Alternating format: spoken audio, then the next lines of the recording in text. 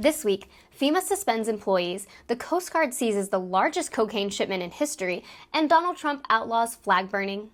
I'm Jessica Alaniz, and welcome to a news show. Let's do it. Before we get to our top story, you should know the First Amendment protects flag burning, even the U.S. flag. So it's a constitutionally protected right. Now, despite that, on Monday, President Donald Trump signed an executive order prohibiting the burning of the American flag. All over the country, they're burning flags. All over the world, they burn the American flag. And as you know, through a very sad court, I guess it was a 5-4 decision, they called it freedom of speech. But there's another reason, which is perhaps much more important. It's called death. Because what happens when you burn a flag is the area goes crazy. If you have hundreds of people, they go crazy. You can do other things. You can burn this piece of paper. But when you burn the American flag, it incites riots at levels that we've never seen before. People go crazy. And what the penalty is going to be, if you burn a flag, you get 1 year in jail, no early exits, no nothing. You get 1 year in jail. If you burn a flag, and what it does is incite to riot. I hope they use that language, by the way. Did they? Yeah, incite to riot. And you burn a flag, you get 1 year in jail. You don't get 10 years, you don't get 1 month. You get 1 year in jail, and it goes on your record. And you will see flag burning stopping immediately. So you can't burn it, but you can grab it by the patriotism? Cool. But just hours after the order was signed, an Army combat vet set fire to a U.S. flag across the street from the White House and put Trump's riot claim to the test. No Congress shall make a law infringing on First Amendment rights. I'm burning this flag as a protest to that illegal fascist president that sits in that house.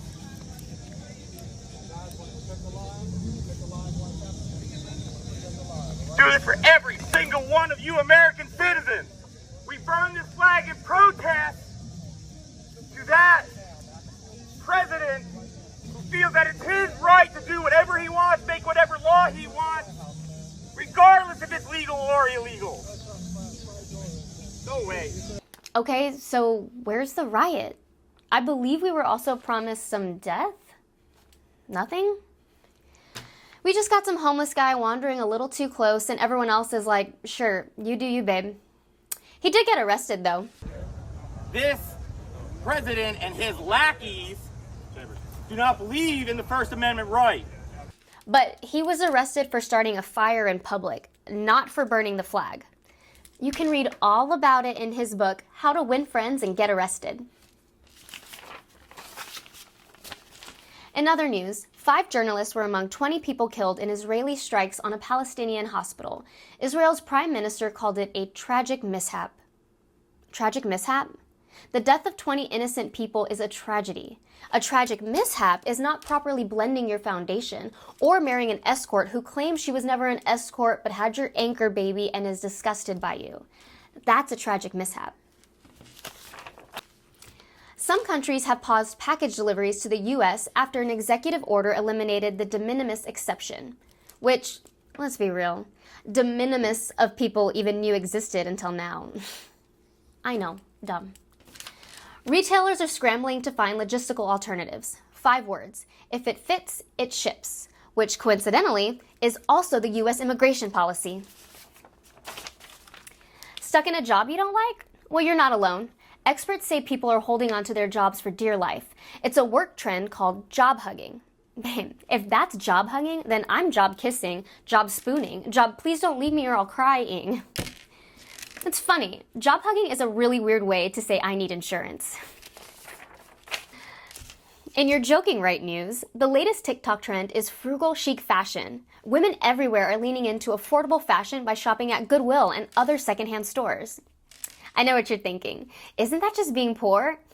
And yes, it is.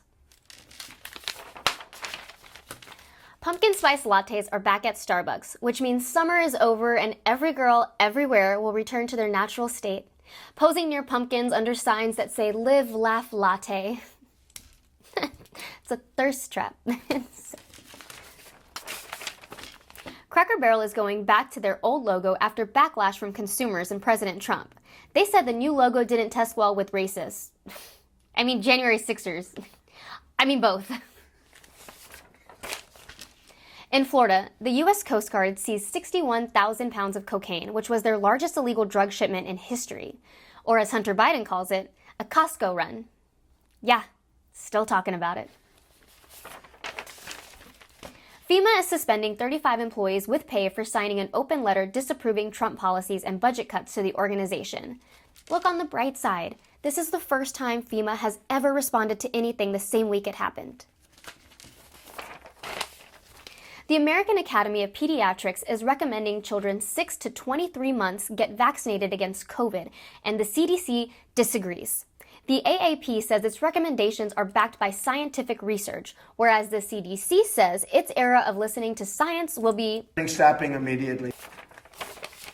California will hold a special election this November for voters to approve or reject new redistricting lines in an effort to get more blue seats in the House of Representatives. We're covering it in this week's segment called Texas Started It. This whole redistricting thing started in Texas. President Trump told Governor Abbott to redraw his state's district lines to flip 5 House seats from Democrat to Republican. So he did. But when Texas Republicans tried to bring the new map to a vote, Democratic legislators fled the state to prevent it, leading to criticism from Abbott. They're very un-Texan. Texans don't run from a fight. You're right. They don't. Remember the Alamo? They stayed, they fought, and they died. So California Governor Gavin Newsom looked at Greg Abbott like, what do they call you? Wheels? And released his own redistricting proposal aimed at making 5 of California's House seats blue. No, we're not discussing interior design choices right now. And yeah, that would still look ugly. Newsom then proudly signed off on it after it passed in the state legislature. But I want to first just briefly back up and pick up a little bit on what the Speaker and the Pro Tem said, and just remind everybody what they reminded you that need to be reminded, all of us again, of how we got here.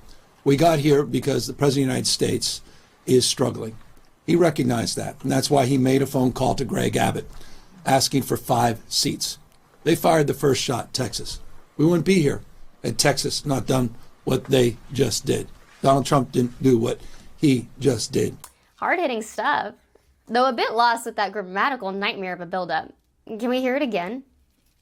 And just remind everybody what they reminded you that need to be reminded, all of us again. Quick question. Is dementia contagious in the Democratic Party, or is it restricted to the ones poised to become president? Now, unlike Texas, where the legislature has unilaterally made a decision, California now turns the issue over to voters for a special election on November 4th. Think of California as the guy who asks for your parents' blessing before proposing, and Texas as the guy who announces you're engaged at the family Christmas party before proposing. Meanwhile, President Trump is filing a lawsuit to fight California's special election. But hey, if there's one thing we know about Gavin Newsom, it's that he Don't run from a fight. Be sure to like, subscribe, and leave a comment. Help us get to 2,000 subscribers. I'm Jessica Alaniz. Thanks for watching. Bye.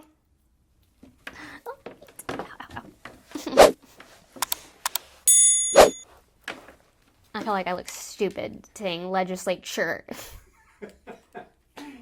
I can't say it. And you're joking, right, news? Wait, and you're joking, right, news? No, I don't like any of those. That all sounds so dumb. That was a lot.